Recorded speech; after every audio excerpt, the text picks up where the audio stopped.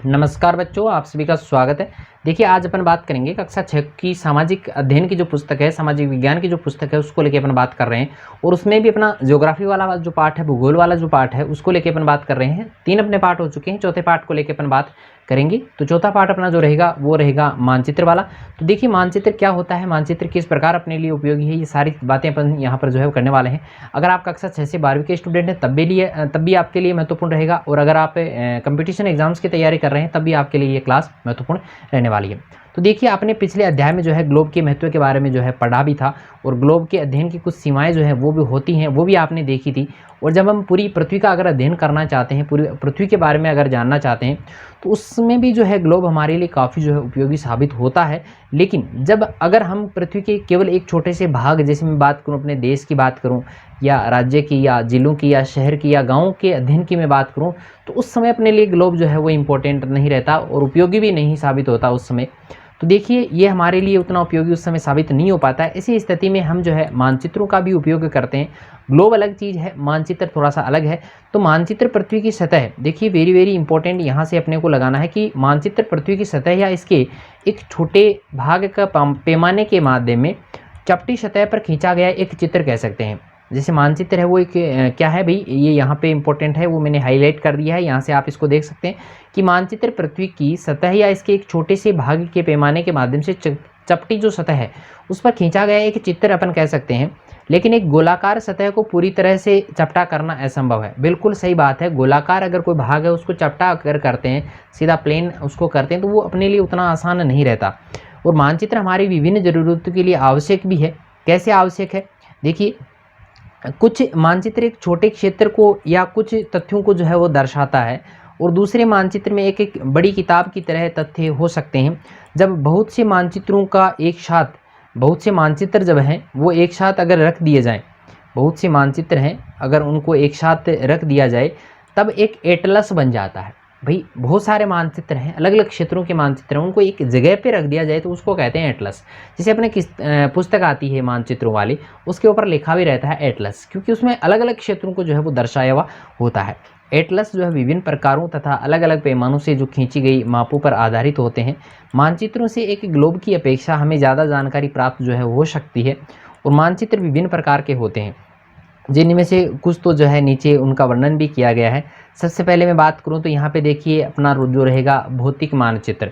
देखिए, पृथ्वी की प्राकृतिक आकृतियाँ जो है, जैसे मैं बात करूं पर्वत है, पठार है, मैदान है, नदियाँ हैं, महासागर हैं, इनको दर्शाने वाले जो मानचित्र हैं वो भौतिक या उच्चावच मानचित्र कहलाते हैं।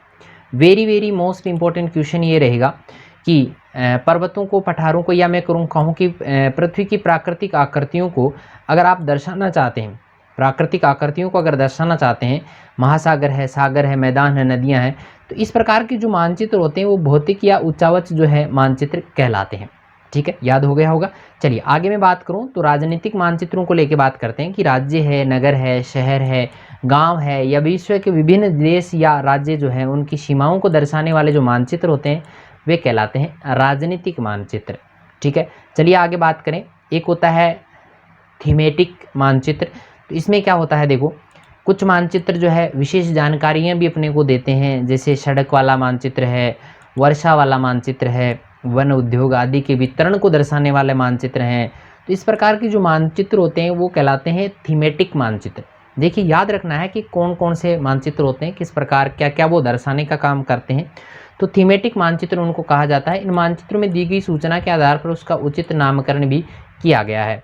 और मानचित्र के 3 घटक अपने को याद रखने हैं, एक है दूरी, दिशा और प्रतीक। ये 3 चीज़ें जो होती हैं वो मानचित्र के लिए वेरी वेरी इंपॉर्टेंट होती हैं। चलिए सबसे पहले बात करते हैं कि दूरी क्या होती है। देखिए, मानचित्र एक आरेखण होता है, रेखाएं उसमें खींची हुई होती हैं, जो कि पूरे विश्व या उसके एक भाग को छोटा करके कागज़ के एक पन्ने पर उनको दर्शाया जाता है। जैसे भारत का मैप बनाएं तो उसे एक छोटे से कागज़ पे उसको दर्शा देते हैं। ठीक है, और ये कह सकते हैं कि मानचित्र छोटे पैमाने पर खींचे जाते हैं, लेकिन इसे इतनी सावधानी से छोटा किया जाता है ताकि स्थानों के बीच की दूरी वास्तविक रहे। अब जैसे मैं बात करूँ भारत के मानचित्र में, एक तो आपको राजस्थान को दर्शाना है, एक अपने गोवा को दर्शाना है। अब मानचित्र में दोनों की जो अपन बात करें उसका जो आकृति है वो दोनों की बराबर तो नहीं दे सकते ना अपन। तो जो छोटा है उसको छोटा दिखाया जाएगा, जो बड़ा है उसको बड़ा दिखाया जाएगा। ठीक है, तो ये तभी संभव हो सकता है जब कागज़ पर एक छोटी दूरी स्थल की बड़ी दूरी को व्यक्त करती हो। इसलिए इस उद्देश्य के लिए एक पैमाना जो है वो चुना जाता है, और पैमाना जो है स्थल पर वास्तविक दूरी तथा मानचित्र पर दिखाई गई दूरी के बीच का अनुपात होता है। अपन तो भाई अपन मान लिखते हैं तो उसमें ऐसे इतना कुछ दर्शाते नहीं हैं, लेकिन एक निश्चित दूरी अपने को दर्शानी होती है कि कौन सा क्षेत्र कितना बड़ा है, उसके हिसाब से एक निश्चित पैमाना जो है वो तैयार किया जाता है। उदाहरण के लिए मैं बात करूं तो आपके विद्यालय और आपके घर के बीच की दूरी मान लो 10 किलोमीटर है, जिसे मानचित्र पर 2 सेंटीमीटर की दूरी से व्यक्त किया गया है। इसका अभिप्राय हुआ कि मानचित्र का 1 सेंटीमीटर स्थल जो है वो 5 किलोमीटर को दर्शाता है। यानी 1 सेंटीमीटर जो है वो कितना दर्शाएगा, 5 किलोमीटर को, और 2 सेंटीमीटर कितना दर्शाएगा, 10 किलोमीटर को। तो आपके रेखा चित्र का पैमाना होगा 1 सेंटीमीटर बराबर 5 किलोमीटर। तो ये इस प्रकार आपको ये याद करना है। इस प्रकार पैमाना जो है वो किसी भी मानचित्र के लिए बहुत महत्वपूर्ण होता है, और अगर आपको पैमाने की जानकारी है तो आप मानचित्र पर दिए गए किसी भी 2 स्थानों के बीच की दूरी जो है उसका पता लगा सकते हैं। ठीक है, अगर मानचित्र का अच्छा ज्ञान आपको है।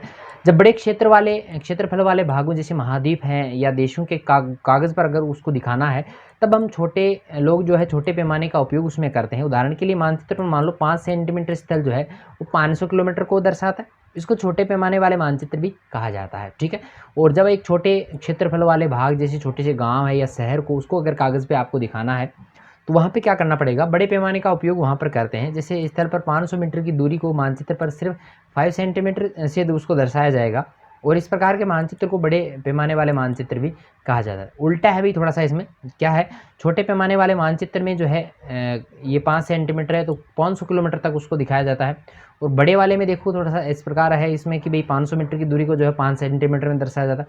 तो उल्टा है, थोड़ा सा ये याद रखना है, थोड़ा सा करेक्शन है इसमें। ठीक है, बड़े पैमाने वाले मानचित्र छोटे पैमाने वाले मानचित्र की अपेक्षा अधिक जानकारी प्रदान करते हैं। यानी बड़े पैमाने वाले जो मानचित्र हैं वो ज़्यादा जानकारी अपने को देंगे छोटे पैमाने वाले मानचित्र की अपेक्षा। ठीक है, चलिए आगे बात करें तो यहाँ पर ये देखिए इसको मैं थोड़ा सा, हाँ ठीक है, अपने को दिख रहा है ये यहाँ पे सामुदायिक केंद्र है, ये यहाँ पर पेड़ का दिखाया है, खेल का मैदान यहाँ पर दिखाया है। ठीक है, और ये A, B, M और इधर ये चित्र बना रहा है, इधर दुकानें हैं, कुआं है, विद्यालय है। ठीक है, और विकास का घर है, शीला का घर है, करीम का घर है, ये फलोद्यान है। ठीक है, तो ये पैमाना दिया गया है। पैमाना कितना है, 1 सेंटीमीटर बराबर 10 मीटर। 1 सेंटीमीटर बराबर 10 मीटर है। तो मान लो यहाँ पे यहाँ पे दूरी वगैरह दी गई है, यहाँ पर देखिए ये दिया गया है कि वहाँ पर एक पैमाना बना है, इसका उपयोग स्थानों के बीच की दूरी मापने के लिए किया जा सकता है। उदाहरण के लिए एक कुआं वृक्ष के बीच की दूरी जो है 5 किलोमीटर है, इसका मतलब होगा कि वास्तविक दूरी जो है 50 मीटर है। अब एक पोस्ट ऑफिस, ये सारा दिया गया है ना, ठीक है, इसको आप देख लीजिएगा, ज़्यादा इसमें जो है माथापच्ची करने की जो आपको ज़रूरत नहीं है। चलिए आगे मैं बात करूँ तो यहाँ पर देखिए दिशा की अपन बात करते हैं तो अधिकतर मानचित्रों में ऊपरी दाहिनी तरफ तीर का निशान बना हुआ होता है, तो जिसका ऊपरी भाग जो अक्षर है उसके ऊपर ऊ भी लिखा जाता है। यानी ऊपर वाला जो भाग रहेगा वो हमेशा उत्तर दिशा का रहेगा, और नीचे वाला जो भाग रहेगा वो हमेशा दक्षिण दिशा का रहेगा। जब आप उत्तर के बारे में जानते हैं तब आप दूसरी दिशाओं जैसे पूर्व है, पश्चिम है, दक्षिण है के बारे में भी पता लगा सकते हैं। ठीक है, तो जैसे मान लो इधर उत्तर है मेरा, तो इधर पूर्व हो जाएगा, और इधर क्या हो जाएगा, पश्चिम हो जाएगा, और इधर दक्षिण रह जाएगा। ठीक है, तो चित्र 4.2 जो यहाँ पे दिखाया गया है, ये वाला चित्र, इसकी बात करते हैं। तो यहाँ पे जो है 4 मुख्य दिशाएं जैसे उत्तर, दक्षिण, पूर्व, पश्चिम को जो है दिखाया गया है, और वे प्रधान दिग्बिंदु कहे जाएंगे। तो प्रधान दिग्बिंदु क्या होते हैं, जो चारों मुख्य दिशाओं को जो है दर्शाते हैं, वो क्या कहलाते हैं, प्रधान दिग्बिंदु। बीच की 4 दिशाएं हैं, उत्तर पूर्व है, ये वाले उत्तर पूर्व हो गया, देखिए ये हो गया उत्तर पूर्व, ये हो गया दक्षिण पश्चिम, ये हो गया दक्षिण पूर्व, ये दक्षिण पश्चिम हो गया, ये उत्तर पश्चिम हो गया। ठीक है, इस प्रकार जो है इस बीच की वाली दिशाओं की मदद से किसी भी स्थान की सही स्थिति का जो है अपन पता लगा सकते हैं। अभी जैसे चित्र पॉइंट ये था, इसमें निम्नलिखित दिशाओं का पता लगाइए, ये तो आपको नहीं करना है ना। ठीक है, तो इसमें कुछ याद भी आपको नहीं रखना है। जैसे हम दिक् सूचक की सहायता से किसी भी स्थान का, ये भी अपने लिए इंपॉर्टेंट नहीं है, तो इसको भी आप छोड़ देंगे। चलिए प्रतीक क्या होते हैं, देखो किसी भी मानचित्र का तीसरा प्रमुख घटक होता है किसी भी मानचित्र का वास्तविक आकार, उसके प्रकार के विभिन्न आकृतियाँ। जैसे भवन आपको किस प्रकार दिखाने, सड़कें आपको किस प्रकार दिखानी है, पुलों को, वृक्षों को, रेल की पटरियों को, कुएं को आपको कैसे दिखाना है, तो वो दिखाना अपने लिए संभव नहीं हो पाता। तो उसके लिए अपन क्या करते हैं, देखो वे निश्चित अक्षरों, छायाओं, रंगों, चित्रों, रेखाओं आदि का उपयोग करके जो दिखाए जाते हैं, ये प्रतीक कम स्थान में अधिक जानकारी प्रदान करें। इन प्रतीकों में के द्वारा इस्तेमाल किए गए मानचित्र को आसानी से खींचा जा सकता है, तो इसका अध्ययन करना भी आसान होता है। अगर आप एक क्षेत्र की भाषा को नहीं जानते तो आप किसी दिशाओं के बारे में नहीं पूछ सकते, तब इन चिन्हों की सहायता से अभी जैसे मैं कहूँ कि आप रेलगाड़ी दिखाना चाहते हो, तो रेलगाड़ी के लिए आप रेलगाड़ी तो नहीं छापोगे ना वहाँ पे, और रेलगाड़ी छाप भी नहीं सकते, ठीक है, वो अपने लिए मुश्किल भी होता है अभी। तो यहाँ पर क्या होता है, देखो रेलवे लाइनें अगर आपको दिखानी है, बड़ी लाइन है, मेट्रो लाइन है, स्टेशन रेलवे स्टेशन है, तो ये रेलवे स्टेशन वाला तो इस प्रकार दिखाएगा, बड़ी लाइन को जो मेट्रो लाइन को जो इस प्रकार दिखाएगा, बड़ी लाइन को इस प्रकार दिखा देगा। अभी जैसे सड़कों की बात करें तो कच्ची सड़क और पक्की सड़क दो है, तो यहाँ पे पक्की वाली को इस प्रकार दिखाएंगे, कच्ची वाली को इस प्रकार दिखा देंगे, ठीक है। अभी जैसे सीमा की बात करें, अंतर्राष्ट्रीय सीमा है, राज्य सीमा है, जिला सीमा है, तो अंतर्राष्ट्रीय वाले को इस प्रकार दिखाएंगे, राज्य वाले को इस प्रकार दिखाएंगे, और फिर जिला वाली सीमाओं को इस प्रकार दिखाया जा सकता है। अगर मैं बात करूँ तो नदी को दिखाना है तो ये वाला चित्र बनाइए, कुएं को दिखाना है तो ये वाला चित्र, अभी कुआं नहीं बनाया ना, देखो यहाँ पे ये काला सा निशान ही लगा दिया सिर्फ। तालाब की मैं बात करूँ तो तालाब आपको इस प्रकार दिखा सकते हो। अगर नहर की बात करें तो नहर देखिए इस प्रकार निकाली जाती है, तो इस प्रकार का दे दिया। पुल की बात करें तो पुल देखिए इस प्रकार बनाया जाता है, तो ये हो गया। फिर देखिए मंदिर की बात करें तो मंदिर ऐसा बना सकते हैं। गिरजाघर की बात करें तो वो क्रॉस का निशान लगा के इस प्रकार बना सकते हैं। मस्जिद की बात करें तो देखिए इस प्रकार जो है मस्जिद को दिखा सकते हैं। छतरी की बात करें तो छतरी इस प्रकार अपन दिखा सकते हैं। तो ये इसके जो है मानचित्र के कुछ जो है पैमाने यहाँ पर रहेंगे, ठीक है। इनको आप जो है दिखा भी सकते हैं इस प्रकार। फिर देखो यहाँ पे पोस्ट ऑफिस है तो पीओ लिख दिया, पोस्ट एंड टेलीग्राफ ऑफिस है तो उसको पीटीओ लिख दिया, फिर पुलिस स्टेशन है तो पीएस लिख दिया, बस्ती है तो बस्ती को इस प्रकार दिखा दिया, कब्रिस्तान है तो कब्रिस्तान को इस प्रकार दिखा दिया, पेड़ों को दिखाया तो पेड़ों को ऐसे बलून से दिखा दिया, और घास जो है वह इस प्रकार दिखा दी, ठीक है। तो ये कुछ होते हैं अपने को दिखाने के लिए इनको, भाई कि यहाँ पर ये चीज़ है। देखिए मानचित्रों से एक विश्वव्यापी भाषा होती है जिसे सभी आसानी से समझ भी सकते हैं। इन प्रतीकों के उपयोग से संबंध में एक अंतर्राष्ट्रीय सहमति है और ये रूढ़ है, ठीक है। अभी देखिए यहाँ पे ये सारी चीज़ें जो दिखाई गई हैं, यहाँ पे मस्जिद है, ठीक है, ये रेल लाइन यहाँ पर बिछी गई है, ठीक है, यहाँ पर भी एक रेल लाइन है, यहाँ पर ये छोटा तालाब है, यहाँ पर पेड़ उगे हुए हैं, ये दिख रहा होगा, सारा का सारा समझ में आ रहा होगा अब ना। यहाँ पर ये कब्रिस्तान है, यहाँ पर ये मंदिर बना हुआ है, ये नदी है, ठीक है, और ये यहाँ पे छोटी छोटी बस्तियाँ बनी हुई है। समझ में आ गई होगी बात पूरी की पूरी। तो ये जो है वो सारा का सारा आपको विद्यालय का ऐसे विद्यालय लिख दिया ना। तो ये मानचित्र में प्रतीक चिन्ह होते हैं, तो कुछ रूढ़ प्रतीक चिन्ह जो है वो यहाँ पर दिखाए भी गए हैं कि रेलगाड़ी को आपको किस प्रकार दिखाना है, पेड़ों को आपको किस प्रकार दिखाना है। अभी हम बात करते हैं रेखा चित्र को लेकर। तो रेखा चित्र जो है वो भी एक आरेखन होता है जो पैमाने पर आधारित न होकर याददाश्त और स्थानीय प्रेक्षण पर आधारित होता है। कभी कभी किसी क्षेत्र के एक कच्चे आरेखन की आवश्यकता वहाँ के एक स्थान को दूसरे स्थान के सापेक्ष दिखाने के लिए होती है। मान लीजिए आप अपने मित्र के घर जाना चाहते हैं, लेकिन आपको रास्ते की जानकारी पता नहीं है, तो आप मित्र को अपने घर के रास्ते के बारे में बताने के लिए कच्चा आरेखन जो है वो तैयार करेंगे। इस प्रकार कच्चा आरेखन को बिना पैमाने की सहायता से जो है खींचा जाता है, इसे कहते हैं रेखा चित्र, मानचित्र, ठीक है। तो देखिए अपन खाका जो है उसका तैयार कर सकते हैं। खाका क्या होता है देखिए, तो एक छोटे क्षेत्र का बड़े पैमाने पर खींचा गया रेखा चित्र जो है वो खाका कहलाता है। ये कुछ एक बिंदु है इसमें याद करने लायक, ज़्यादा महत्वपूर्ण नहीं है, इसलिए मैंने इसको क्लास को जो है इसी प्रकार जो है यहाँ पर डाला है, ठीक है। एक बड़े पैमाने वाले मानचित्र से हमें बहुत सी जानकारियाँ जो प्राप्त होती हैं, लेकिन कुछ ऐसी छोटी चीज़ें होती हैं जिन्हें हम कभी कभी जानना चाहते हैं, जैसे कमरे की लंबाई व चौड़ाई, जिसे मानचित्र में नहीं दिखाया जा सकता। उस समय हम लोग जो है बड़े पैमाने वाले रेखा चित्र खींच लेते हैं और उसको अपन जो है खाका कहा जाता है। उसका एक खाका तैयार करते हैं, उसका एक जो है पहले जो है उसका प्रिंट तैयार करते हैं, उसके बाद में उसका निर्माण कर सकते हैं, ठीक है। तो आज की मेरी ये क्लास आपको कैसे लगी कमेंट करके जरूर बताएं। वीडियो अगर पसंद आता है तो लाइक जरूर करें, अपने दोस्तों के साथ शेयर भी करें, ठीक है, और ज़्यादा से ज़्यादा बच्चों तक जो है इसको पहुंचाया जाए, ठीक है। तो आज के लिए इतना ही, मिलते हैं फिर एक नई वीडियो के साथ में, तब तक के लिए धन्यवाद।